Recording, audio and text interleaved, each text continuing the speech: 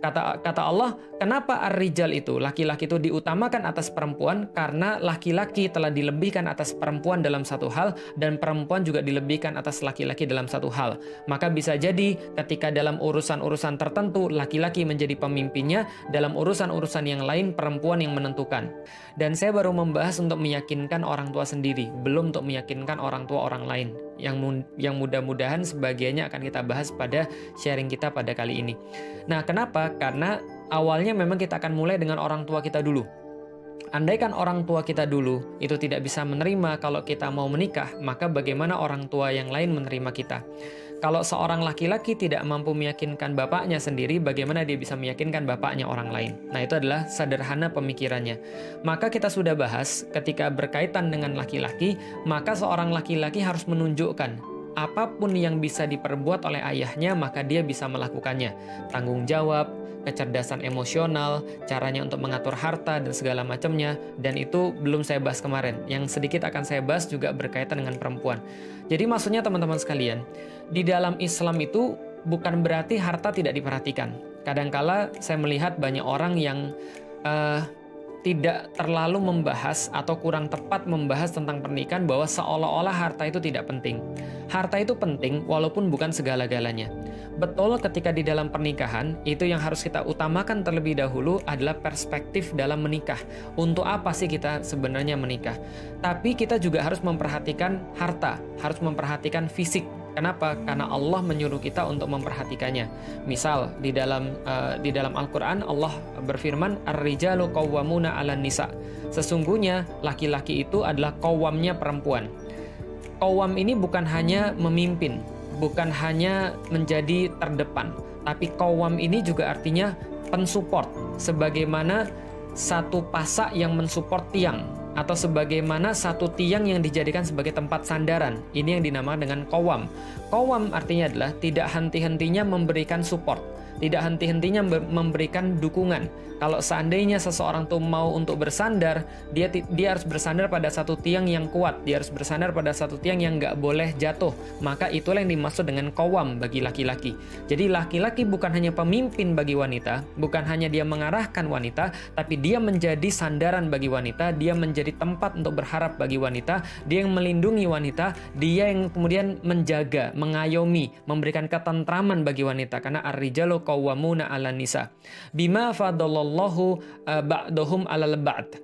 Kata Allah, kenapa ar-rijal itu, laki-laki itu diutamakan atas perempuan? Karena laki-laki telah dilebihkan atas perempuan dalam satu hal, dan perempuan juga dilebihkan atas laki-laki dalam satu hal. Maka bisa jadi ketika dalam urusan-urusan tertentu, laki-laki menjadi pemimpinnya, dalam urusan-urusan yang lain, perempuan yang menentukan. Misal, ketika Rasulullah mengatakan, setiap kalian adalah pemimpin, kullukum ra'in.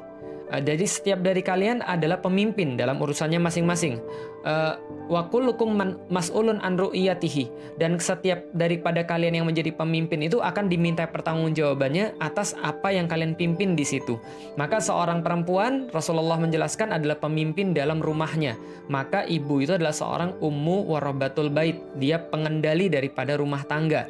Maka laki-laki adalah ketika dia punya pemimpin atas sesuatu, maka perempuan juga punya kepemimpinan terhadap sesuatu. Nah, ketika Allah jelaskan laki-laki adalah supportnya perempuan, adalah pemimpinnya perempuan, adalah pengarahnya daripada perempuan dalam satu titik, karena dia telah dilebihkan dalam satu titik dan perempuan dilebihkan dalam hal yang lain. Lalu Allah katakan, wa bima anfaqu min amwalihim, dan karena laki-laki itu sudah mengeluarkan sesuatu daripada hartanya. Ini bukan sebuah bentuk dominasi terhadap perempuan, tapi ini adalah sebuah bentuk kewajiban atau penegasan terhadap tugas laki-laki. Jadi seolah-olah gini, jadi sayang sekali di antara kita kebanyakan membaca ayat ini untuk dalam tanda kutip membuat wanita itu seolah-olah inferior daripada laki-laki, seolah-olah lebih lemah daripada laki-laki. Bukan. Cara bacanya yang salah begini, cara baca yang salah. Laki-laki adalah pemimpinnya perempuan. Karena laki-laki telah dilebihkan atas perempuan. Dan karena laki-laki sudah ngeluarin duit, maka perempuan harus taat. Nggak gitu ceritanya. Nggak gitu cara bacanya. Tapi yang dimaksud dengan ar-rijalu qawwamuna 'alan nisa, seorang laki-laki dia adalah penjaga, pelindungnya perempuan, memberi kenyamanan pada perempuan, tempat bersandarnya perempuan, tempat dia untuk mengandalkan sesuatu. Andaikan dunia runtuh, kalau seandainya laki-lakinya tetap di situ. Dia merasa bahwa dia kuat. Kenapa? Karena ar-rijalu qawwamuna 'alan nisa. Itu yang pertama. Lalu kemudian yang berikutnya, karena Allah telah melebihkan laki-laki terhadap wanita dan Allah melebihkan wanita terhadap laki-laki. Ba'dohum 'ala ba'd. Ketika Allah telah melebihkan yang satu dengan yang lainnya. Allah tidak mengatakan Allah lebihkan laki-laki terhadap perempuan. Enggak. Allah katakan Allah lebihkan yang satu terhadap yang lainnya. Artinya laki-laki punya kelebihan, perempuan punya kelebihan. Wa bima anfaqu min amwalihim. Dan terhadap apapun yang telah diberikan oleh laki-laki terhadap perempuan, maksudnya adalah dan karena laki-laki itu wajib untuk memenuhi segala sesuatu yang berkaitan dengan harta dan itu bukan tugas perempuan. Paham ya? Jadi ini cuma pembagian tugas aja. Ini cuma penjelasan pembagian tugas. Bagi laki-laki kalau Anda mau menikah, Anda sudah harus untuk menjadi seorang qawwam. Anda sudah harus menjadi sesuatu yang lebih dalam hal-hal tertentu. Dalam hal emosional, dalam hal kemudian agama bisa jadi, atau misalnya dalam hal pengurusan rumah tangga, dalam urusan-urusan yang berkaitan dengan hal-hal yang kasar maksudnya. Dan kemudian dia sudah bisa untuk memberikan nafkah bagi istrinya. Nafkah bagi istrinya bukan dibatasi dengan dalam tanda kutip, contoh misalnya harus punya duit 10 juta per bulan istrinya, atau 20 juta per bulan, bukan. Tapi menafkahi itu adalah memberikan apapun yang menjadi kecukupan buat istrinya, yang nanti kapan-kapan akan kita bahas dalam fase pernikahan. Tapi ini belum fase ke sana.